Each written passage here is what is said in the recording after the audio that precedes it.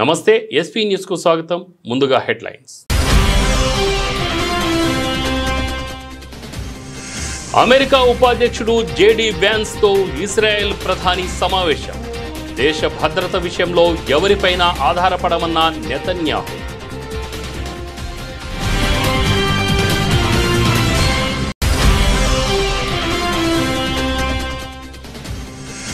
తిరువనంతపురంలో కొనసాగుతున్న రాష్ట్రపతి పర్యటన. రెండో రోజు మాజీ రాష్ట్రపతి కేఆర్ నారాయణన్ విగ్రహావిష్కరణ కార్యక్రమంలో పాల్గొన్న ముర్ము.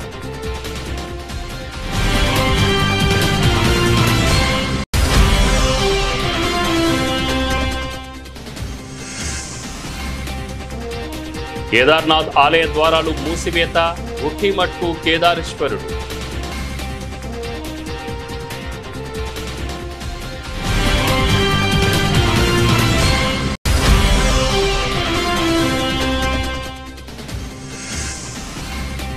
మహాగఠబంధన్ సీఎం అభ్యర్థిగా తేజస్వి యాదవ్ వెల్లడించిన కాంగ్రెస్ పార్టీ సీనియర్ నాయకుడు అశోక్ గెహ్లాట్.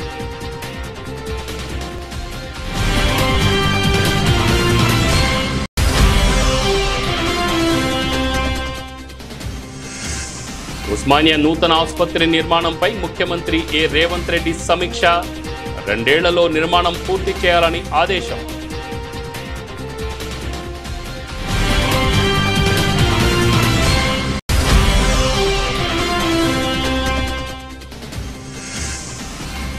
దుబాయ్లో పర్యటిస్తున్న ముఖ్యమంత్రి చంద్రబాబు. సిఐఐ రోడ్ షోలో పాల్గొని ఏపీలోని అవకాశాలను వివరించిన సీఎం.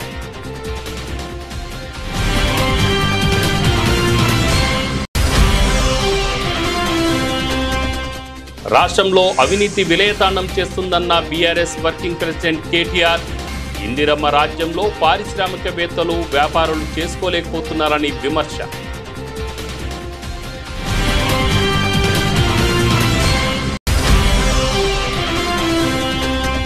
సీఎం చంద్రబాబుపై వైసీపీ అధినేత ఏపీ మాజీ సీఎం వైఎస్ జగన్ సంచలన వ్యాఖ్యలు. ఏపీ ఉద్యోగులకు బాబు అరిచేతిలో వైకుంఠం చూపిస్తున్నారని ఎద్దేవా.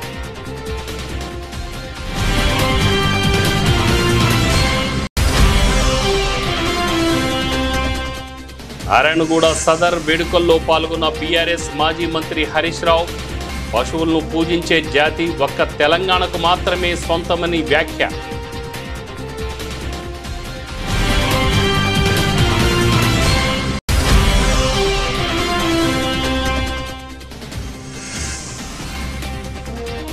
ప్రభుత్వ నిర్లక్ష్యంతోనే తురకపాలెంలో వరుస మరణాలు. ప్రభుత్వ పనితీరుపై వైఎస్ఆర్సీపీ నాయకుల ఆగ్రహం.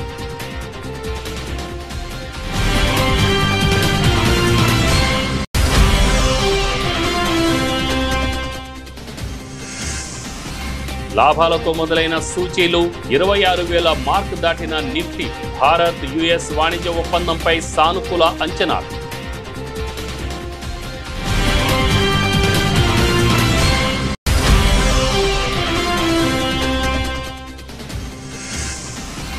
ఫౌజీగా రానున్న ప్రభాస్. బర్త్డే స్పెషల్ గా టైటిల్ పోస్టర్ విడుదల. పవర్ఫుల్ లుక్ తో ఆకట్టుకుంటున్న ప్రభాస్.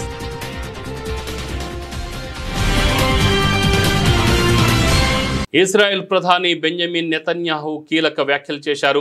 ఇజ్రాయెల్ తన భద్రతను తానే చూసుకుంటుందని ఆయన స్పష్టం చేశారు.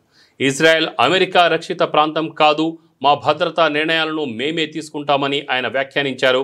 గాజా కాల్పుల విరమణ ఒప్పంద పురోగతిపై చర్చించేందుకు నిన్న అమెరికా ఉపాధ్యక్షుడు జేడీ వ్యాన్స్తో ఆయన సమావేశమయ్యారు. ఈ సమావేశానికి ముందు నెతన్యాహు మీడియాతో మాట్లాడుతూ ఇజ్రాయెల్ అమెరికా అధీనంలో పనిచేస్తుందనే లేదా అమెరికా ఇజ్రాయెల్ నిర్ణయాలను ప్రభావితం చేస్తుందనే వాదనలు నిరాధారమైనవే. మా దేశ భద్రత విషయంలో ఎవరిపైన ఆధారపడమని చెప్పాలనుకుంటున్నాను అన్నారు.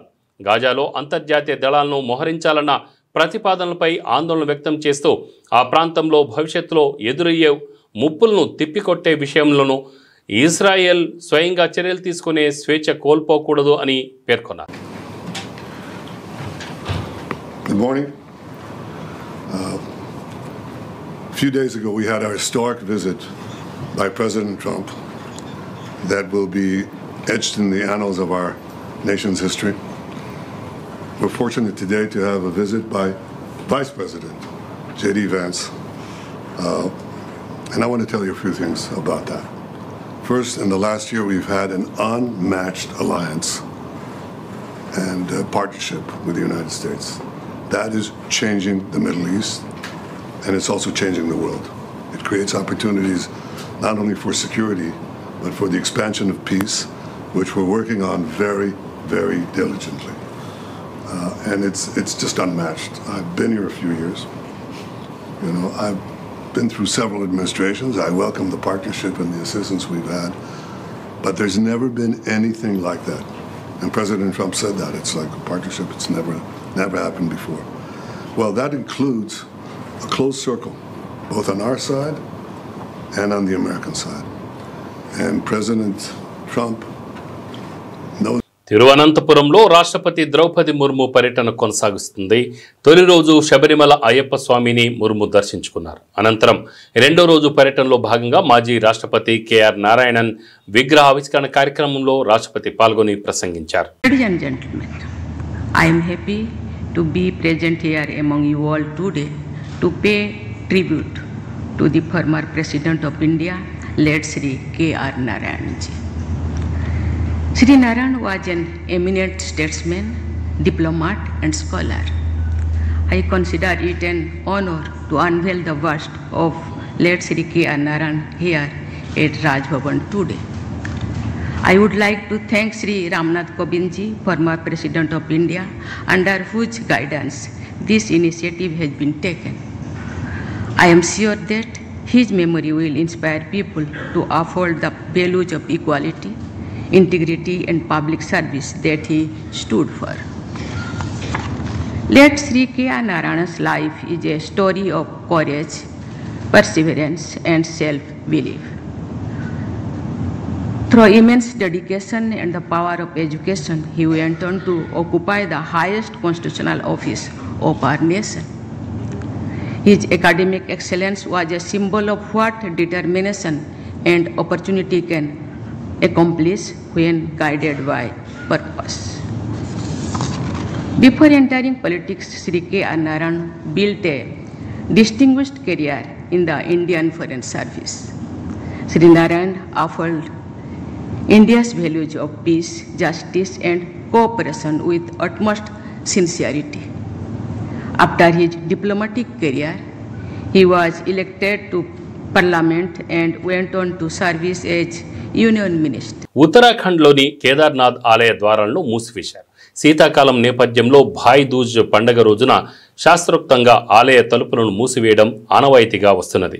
ఆలయాన్ని మూసివేయనున్న నేపథ్యంలో పూలతో అందంగా అలంకరించారు. ఉత్తరాఖండ్ ముఖ్యమంత్రి పుష్కర్ సింగ్ ధామీ సైతం ఆలయానికి చేరుకొని స్వామివారిని దర్శించుకున్నారు. గురువారం వేకువజామున 4 గంటలకు ఆలయ తలుపులు మూసివేసే ప్రక్రియను ప్రారంభించారు.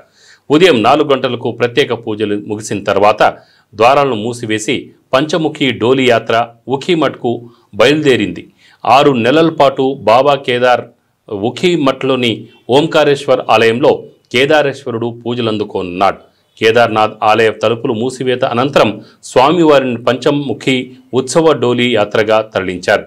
ఈ డోలి యాత్ర సందర్భంగా వేలాది మంది భక్తులు ఇండియన్ ఆర్మీ బ్యాండ్తో కలిసి నృత్యాలు చేశారు. ఈ ఏడాది కేదార్నాథ్ యాత్ర సందర్భంగా 17.39 లక్షల మంది భక్తులు బాబా కేదార్ను దర్శించుకున్నారు. ఆలయ ద్వారాలు తెరిచిన నాటి నుంచి పెద్ద సంఖ్యలో భక్తులు తరలివచ్చారు. బుధవారం సాయంత్రం దాదాపు 5,000 భక్తులు దర్శించుకున్నారు. ఇప్పటికే కేదార్నాథ్లో భారీగా చలి పెరిగింది. బుధవారం మధ్యాహ్నం మంచు కురిసింది. 3 महीने का कालखंड ऐसा रहा है कि पूरी तरह से आपदा रही है, बारिश रही है, भारी बारिश, लैंडस्लाइड हुआ, लेकिन बाबा की कृपा से 17.5 लाख से अधिक तीर्थयात्री बाबा के दर्शन करने आए हैं। और मैं चारों धामों की बात करूं तो बड़ी आपदा के बाद भी इस बार रिकॉर्ड संख्या में श्रद्धालुओं ने दर्शन किए हैं और 50 लाख श्रद्धालु अभी तक दर्शन कर चुके हैं। अभी भगवान बद्री विशाल की यात्रा लगभग 1 माह तक आगे चलेगी और हमारा प्रयास होगा कि ये यात्रा भी भगवान बद्री विशाल की कृपा से, बाबा केदार की कृपा से अच्छे प्रकार से संपन्न हो, सभी की यात्रा अच्छी हो, सरल हो, सुगम हो। और ये स्थल जो आप देख रहे हैं 2013 की आपदा में बहुत बुरी तरह से ये क्षतिग्रस्त हो गया था, काफ़ी नुकसान इस परिसर का हो गया था, आसपास के क्षेत्रों का हो गया था।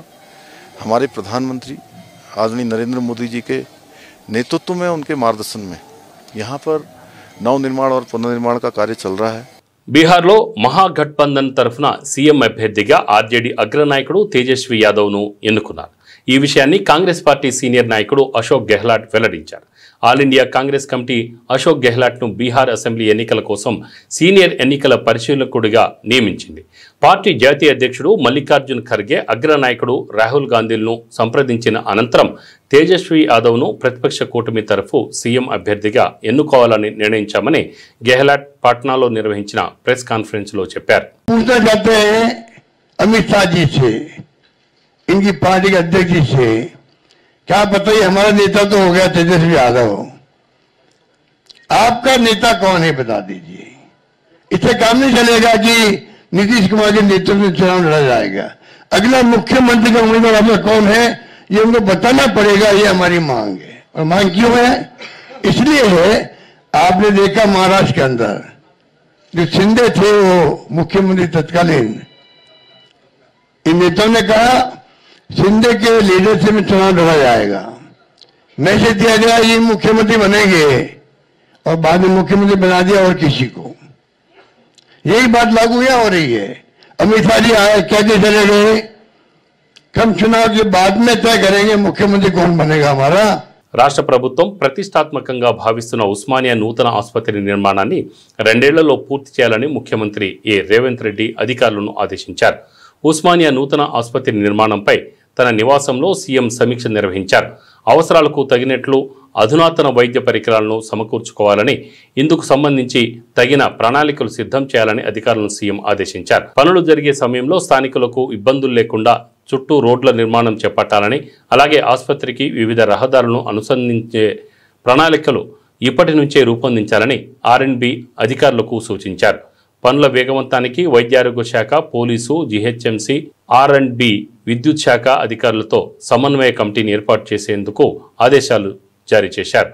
ఈ కమిటీ క్షేత్రస్థాయిలో పర్యటిస్తూ ప్రతి 10 రోజులకు ఒకసారి సమావేశమై ఏమైనా సమస్యలుంటే పరిష్కరించుకుంటూ పనులు వేగవంతంగా జరిగేలాగా చూడాలని అన్నారు.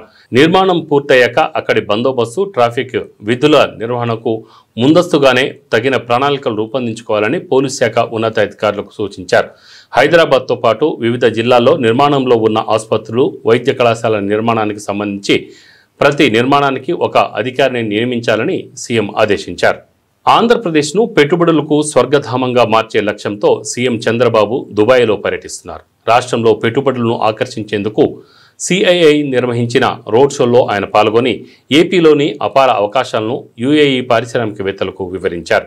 ఈ సందర్భంగా ముఖ్యమంత్రి ఇచ్చిన పవర్ పాయింట్ ప్రజెంటేషన్కు విశేష స్పందన లభించింది. పారిశ్రామికవేత్తలు నిలబడి చప్పట్లతో స్టాండింగ్ ఓవేషన్ తమ అభినందనలు తెలిపారు. ఈ కార్యక్రమంలో చంద్రబాబు మాట్లాడుతూ, ఒకప్పుడు హైదరాబాద్ అభివృద్ధిలో మైక్రోసాఫ్ట్ కీలక పాత్ర పోషించింది. ఇప్పుడు అదే తరహాలో విశాఖపట్నం అభివృద్ధిలో గూగుల్ ప్రధాన పాత్ర పోషించనుంది.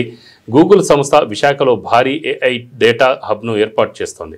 దీంతో విశాఖ భవిష్యత్ సాంకేతికతకు కేంద్రంగా మారనుంది అని స్పష్టం చేశారు. Growth engines, I told you very clearly, this is where we are moving.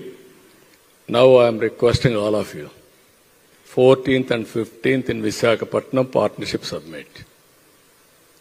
One thing I want to promote investment, and at the same time I want to request you to come to Visakhapatnam and witness what is happening in India, what we are going to provide in Andhra Pradesh.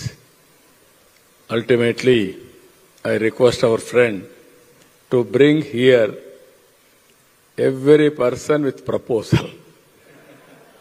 At least one proposal. Seeing is belief.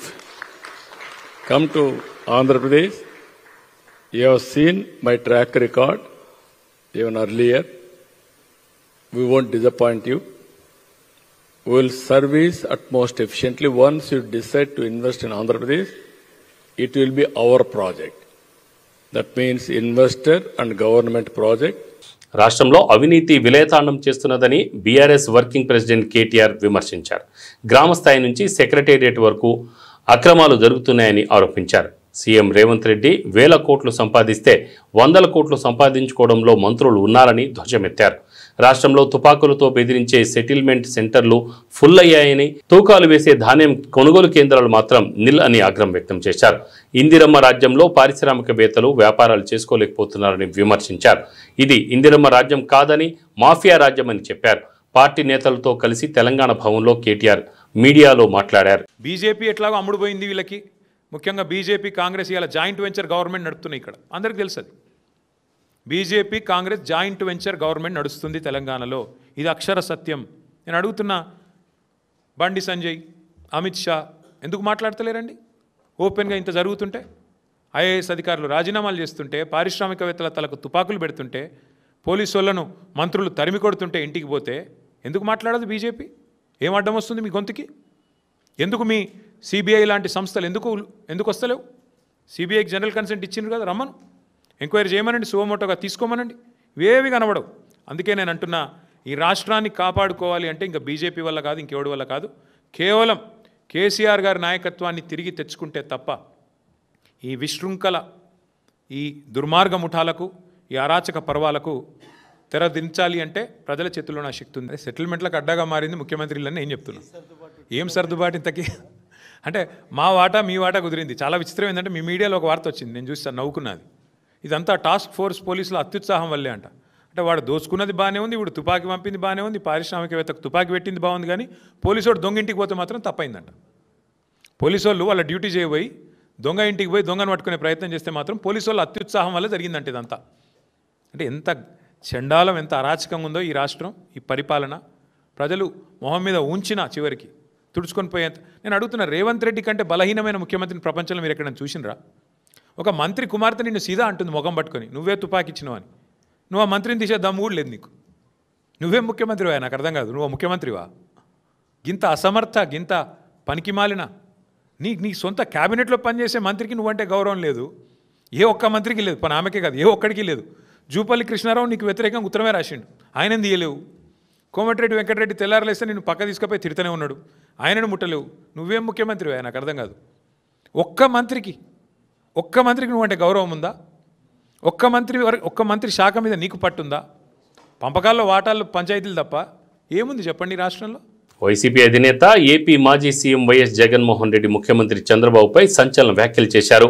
20 ఏళ్ల పాటు హైదరాబాద్తో చంద్రబాబుకు సంబంధం లేదని విమర్శించారు. Hitech సిటీకి నాటి ముఖ్యమంత్రి నేదురుమల్లి జనార్దన్ శంకుస్థాపన చేయగా హైటెక్ సిటీ అభివృద్ధి తన వల్లేనంటూ బీరాలు పలుకుతున్నారని ఆరోపించారు. తాడేపల్లి నివాసంలో గురువారం ఏర్పాటు చేసిన మీడియా సమావేశంలో కూటమి పాలన, చంద్రబాబు వ్యవహార శైలిపై విరుచుకుపడ్డారు. చంద్రబాబు నిజాలను ఎప్పుడూ అంగీకరించారని తెలిపారు. ఏపీ ఉద్యోగులకు బాబు అరచేతిలో వైకుంఠం చూపిస్తున్నారని ఎద్దేవా చేశారు. ఎన్నికలయ్యాక ఉద్యోగులకు మెరుగైన పీఆర్సీ, ఐఆర్ గురించి అనేక వాగ్దానాలు చేశారని గుర్తు చేశారు.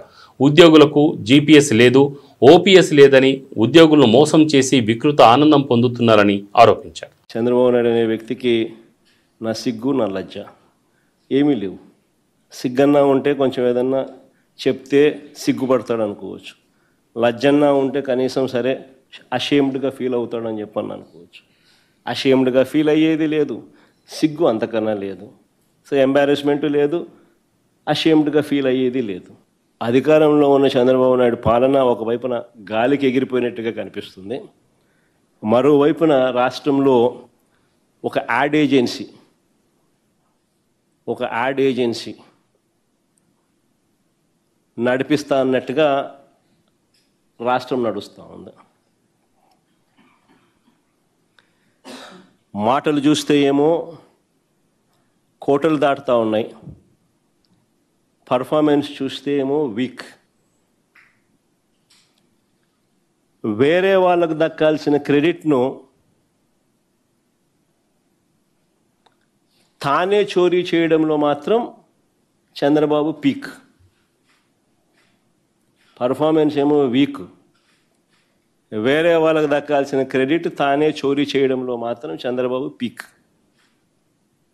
రాష్ట్రం ఇవాళ ఒక యాడ్ ఏజెన్సీ మాదిరిగా నడుస్తూ ఉంది. 50,000 మంది ఆర్టీసీ ఉద్యోగుల మీద కన్నుబడింది. 1,00,000 మందికి పైగా ఉన్న ఆప్కాస్ ఉద్యోగస్తుల మీద కన్నుబడింది.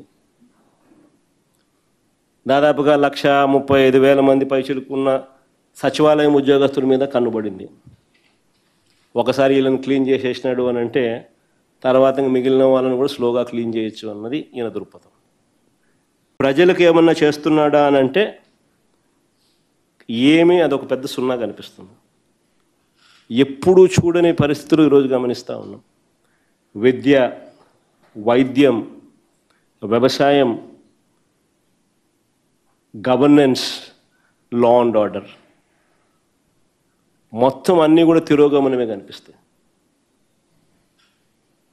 There is nothing that Chandrababu Naidu can say దీనివల్ల నేను మేలు చేయగలిగాను అని చెప్పి. స్కూళ్ళల్లో నాడు నేడు పనులు ఆగిపోయాయి. గోరుముద్ద క్వాలిటీ పోయింది. టోఫుల్ క్లాసులు 3వ తరగతి నుంచి చెప్పే టోఫుల్ క్లాసులు ఎత్తేసినాడు. ఇంగ్లీష్ మీడియం చదువులు గాలికి ఎగిరిపోయాయి. 8వ తరగతి పిల్లలకి ఇచ్చే ట్యాబులు ఆగిపోయినాయి. పుష్పాలను పూజించేది బతుకమ్మ పండుగని, పశువులను పూజించే జాతి ఒక్క తెలంగాణకు మాత్రమే సొంతమని బీఆర్ఎస్ మాజీ మంత్రి హరీష్ రావు అన్నారు. హైదరాబాద్లోని నారాయణగూడ సదర్ వేడుకలో ఆయన పాల్గొని మాట్లాడారు. యాదవ్ సోదర సోదరీమణులకు సదర్ శుభాకాంక్షలు తెలిపారు. ముఖ్యంగా సదర్ అంటే ఒక ప్రత్యేకత అని, యాదవ్ జాతి దీపావళి సందర్భంగా దున్నలను పూజించే గొప్ప సంస్కృతికి ఈ పండుగ చిహ్నమని పేర్కొన్నారు. దీపావళి అంటేనే మహాలక్ష్మి, లక్ష్మీదేవతకు పూజిస్తామని, యాదవులకు లక్ష్మి అంటే పాలు అని తెలిపారు. మరి ఆ పాలను ఇచ్చినటువంటి పాడి వంటి దున్నలను పూజించేటువంటి గొప్ప సంస్కృతి మన హైదరాబాద్కు మాత్రమే దక్కిందని కొనియాడారు. అధికారికంగా జరిపిస్తామని మాటకే పరిమితమైంది తప్ప ఏ ఒక్క చిన్న ఏర్పాటు కూడా చేయలేదు. పోయిన సంవత్సరం చేయలేదు, ఈ సంవత్సరం కూడా చేయలేదు. ఇక నిర్వాహకులను అడిగితే వాళ్ళే చెప్తారు. బట్ ఏది ఏమైనా ఈరోజు కేసీఆర్ గారికి యాదవులంటే ఎంత ప్రేమో, ఎంత గౌరవమో మీ అందరికీ తెలియదు కాదు. కేసీఆర్ గారి ప్రభుత్వంలో మంత్రులుగా ఉన్నారు, 4 ఎమ్మెల్యేలు ఉన్నారు, రాజ్యసభ సభ్యులు ఉన్నారు, శాసన మండలిలో ఉన్నారు, కార్పొరేషన్ చైర్మన్లు ఉన్నారు. ఇవాళ ఏంటో పరిస్థితి నాకంటే ఎక్కువ మీకే తెలుసు. ప్రభుత్వ వైఫల్యం, అసమర్థత పాలన కారణంగానే తురకపాలెం గ్రామంలో వరుస మరణాలు సంభవిస్తున్నాయని, 6 నెలలైనా ప్రభుత్వంలో చలనం రావడం లేదని వైఎస్ఆర్ కాంగ్రెస్ పార్టీ నాయకులు ఆగ్రహం వ్యక్తం చేస్తున్నారు. గుంటూరు ప్రభుత్వ ఆసుపత్రిలో చికిత్స పొందుతున్న తురకపాలెం గ్రామానికి చెందిన శీలం సలోమి అనే మహిళను పరామర్శించిన అనంతరం వారు మీడియాతో మాట్లాడారు. రాష్ట్ర రాజధాని అమరావతికి సమీపంలో ఉన్న ప్రభుత్వం పట్టించుకోవడం లేదని, రాష్ట్ర ప్రభుత్వానికి చేతకాకుంటే కేంద్ర ప్రభుత్వం సాయం తీసుకోవాలని సూచించారు. మృతుల కుటుంబాలకు ₹1,00,00,000 ఆసుపత్రిలో చికిత్స పొందుతున్న వారి బాధితులకు 25 లక్షల రూపాయలు పరిహారం చెల్లించాలని డిమాండ్ చేశారు. తక్షణం గ్రామంలో శాశ్వతంగా హెల్త్ క్యాంప్ ఏర్పాటు చేసి అందరికీ పరీక్షలు చేయాలని కోరారు. ఈ కార్యక్రమంలో మాజీ మంత్రులు అంబటి రాంబాబు, సాకే శైలజానాథ్, పత్తిపాడు నియోజకవర్గ YSRCP incharge Balasani Kiran, party legal cell రాష్ట్ర అధ్యక్షుడు మనోహర్ రెడ్డి, వైఎస్ఆర్సీపీ గుంటూరు సిటీ అధ్యక్షురాలు నూరి ఫాతిమా తదితరులు పాల్గొన్నారు. చాలా దురదృష్టకరం. 5 మాసాల నుంచి కూడా ఈ తురకపాలెం అనేది ఒక అంతులేని కథలాగా కొనసాగుతూ ఉంది. ఇప్పటికి వైఎస్ఆర్ కాంగ్రెస్ పార్టీ టీమ్స్, డాక్టర్లు కానీ రాజకీయ నాయకులు కానీ సుమారుగా తురకపాలెన్ని 3-4 సార్లు సందర్శించడం జరిగింది. మొన్ననే కలెక్టర్ గారికి కూడా మేము ఒక రిప్రజెంటేషన్ ఇవ్వడం జరిగింది. దీని మీద తక్షణమే యాక్షన్ తీసుకోండి. కొద్ది మాసంలోనే, కొద్ది టైంలోనే 45 మరణాలు ఆ గ్రామంలో సంభవించాయి. ఒక విచిత్రమైన వ్యాధి రావడం, ఆ వ్యాధి వల్ల మరణించడం అనేది చాలా దురదృష్టకరమైనటువంటి పరిణామం. అయినా కూడా ప్రభుత్వం ఇంతవరకు ఈ వ్యాధిని నివారించలేకపోవడం చాలా దురదృష్టకరం. మనం ఒక ఆధునిక సమాజంలో ఉన్నాం, వైద్యం బాగా వస్తువులు పెరిగినటువంటి సమాజంలో ఉన్నాం. గుంటూరు కోతవేటు దూరంలో ఉన్నటువంటి గ్రామంలో కూడా 5 నెలలకు కూడా ఈ వ్యాధిని నివారించలేకపోయారు అంటే ఇది ప్రభుత్వ అసమర్థత, అలసత్వం అని మరోసారి చెప్పదలుచుకున్నాం. అనేక సందర్భాల్లో చెబుతున్నప్పటికీ కూడా ఈ ప్రభుత్వం దీని మీద దృష్టిని సారించలేకపోతోంది. ఇది చాలా దురదృష్టకరమైన పరిణామం. దీని మీద తక్షణమే ఇప్పటికైనా నిద్రపోతున్నటువంటి ప్రభుత్వం లేచి వారికి రక్షణ కల్పించవలసిన అవసరం ఉన్నది. అక్కడ అనేక చర్యలు తీసుకోవాల్సిన అవసరం ఉందని మరొకసారి ఈ సులోమి అనే మహిళ ఆరోగ్యం దెబ్బతినేటటువంటి పరిస్థితుల్లో మేము వచ్చి పలకరించి ప్రభుత్వానికి హెచ్చరిక చేద్దామనే ఉద్దేశంతో మేము రావడం జరిగింది.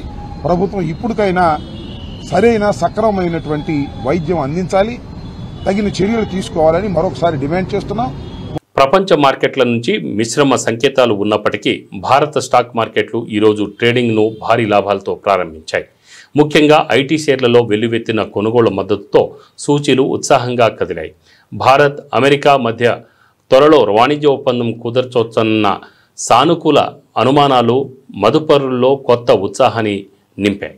ట్రేడింగ్ ప్రారంభంలో బీఎస్సీ సెన్సెక్స్ 727.81 పాయింట్లు పెరిగి 85,154.15 వద్దకు చేరుకుంది. అలాగే ఎన్ఎస్సి నిఫ్టీ 188.6 పాయింట్లు లాభపడి కీలకమైన 26,000 మార్కును అధిగమించి 26,057.20 వద్ద ట్రేడ్ అవుతోంది.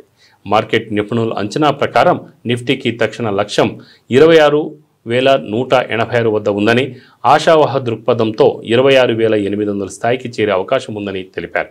అయితే 25,780 వద్ద మద్దతు ఉందని, మార్కెట్ ఒక్కసారిగా పడిపోయే అవకాశం తక్కువని వారు విశ్లేషించారు. రంగాల వారీగా చూస్తే నిఫ్టీ ఐటీ ఇండెక్స్ 1.84% లాభంతో టాప్ గెయినర్గా నిలిచింది. బీఎస్సీలో ఇన్ఫోసిస్, హెచ్సిఎల్ టెక్ మహీంద్రా వంటి ఐటీ దిగ్గజాల షేర్లలో బలమైన కొనుగోలు కనిపించాయి. మరోవైపు నిఫ్టీ రియాలిటీ సూచీ స్వల్పంగా 0.08% నష్టపోయింది. బజాజ్ ఫిన్సర్వ్, మారుతి, పవర్ గ్రిడ్ వంటి షేర్లు నష్టాల్లో పయనించాయి. రెబల్ స్టార్ ప్రభాస్ తన 46వ పుట్టినరోజు సందర్భంగా అభిమానులకు అదిరిపోయే కానుకొచ్చారు. ఆయన హీరోగా హను రాఘవపూడి దర్శకత్వంలో తెరకెక్కుతున్న చిత్రానికి ఫౌజీ అనే టైటిల్ను ఖరారు చేశారు. ఈ మేరకు నిర్మాణ సంస్థ మైత్రి మూవీ మేకర్స్ గురువారం అధికారికంగా ప్రకటించింది. దీనికి సంబంధించిన టైటిల్ పోస్టర్ను సోషల్ మీడియాలో విడుదల చేయగా అభిమానుల నుంచి విశేష స్పందన లభిస్తోంది. గురువారం ప్రభాస్ పుట్టినరోజును పురస్కరించుకొని నిర్మాణ సంస్థ ఈ ప్రకటన చేసింది. చరిత్రలోని మరుగుపడిన అధ్యాయాల నుంచి వస్తున్న ఒక సైనికుడి సాహస గాథ ఇది.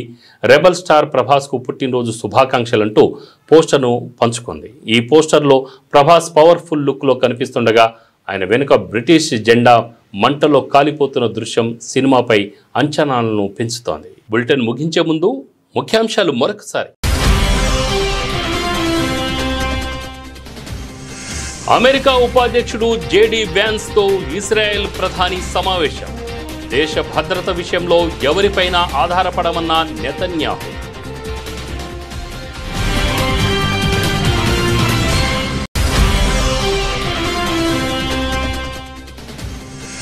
తిరువనంతపురంలో కొనసాగుతున్న రాష్ట్రపతి పర్యటన. రెండో రోజు మాజీ రాష్ట్రపతి కేఆర్ నారాయణన్ విగ్రహావిష్కరణ కార్యక్రమంలో పాల్గొన్న ముర్ము.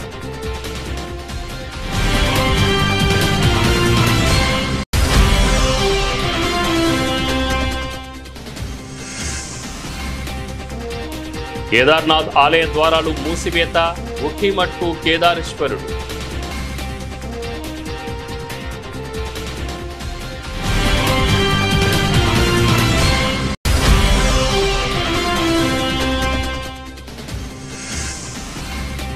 మహాగఠబంధన్ సీఎం అభ్యర్థిగా తేజస్వి యాదవ్ వెల్లడించిన కాంగ్రెస్ పార్టీ సీనియర్ నాయకుడు అశోక్ గెహ్లాట్.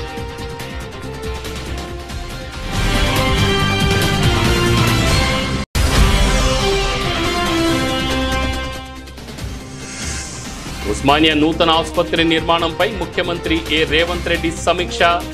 2 ఏళ్లలో నిర్మాణం పూర్తి చేయాలని ఆదేశం.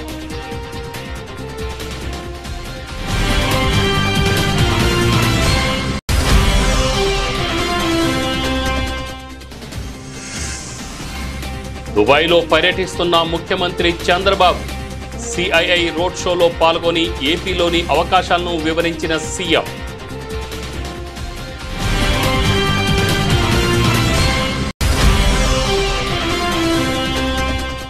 రాష్ట్రంలో అవినీతి విలయతాండం చేస్తుందన్న BRS working president KTR.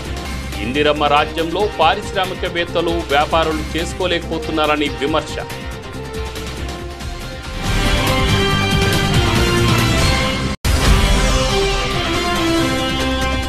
CM చంద్రబాబుపై వైసీపీ అధినేత ఏపీ మాజీ సీఎం వైఎస్ జగన్ సంచలన వ్యాఖ్యలు. ఏపీ ఉద్యోగులకు బాబు అరిచేతిలో వైకుంఠం చూపిస్తున్నారని ఎద్దేవా.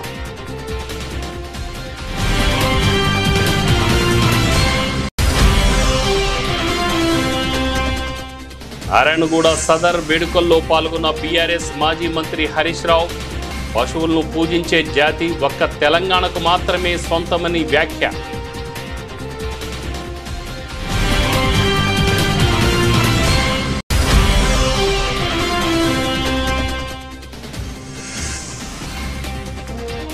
ప్రభుత్వ నిర్లక్ష్యంతోనే తురకపాలెంలో వరుస మరణాలు. ప్రభుత్వ పనితీరుపై వైఎస్ఆర్సీపీ నాయకుల ఆగ్రహం.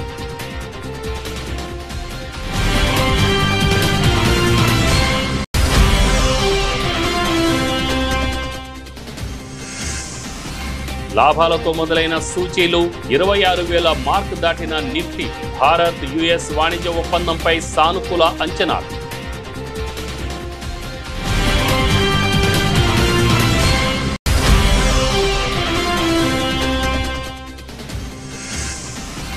ఫౌజీగా రానున్న ప్రభాస్. బర్త్డే స్పెషల్ గా టైటిల్ పోస్టర్ విడుదల. పవర్ఫుల్ లుక్ తో ఆకట్టుకుంటున్న ప్రభాస్.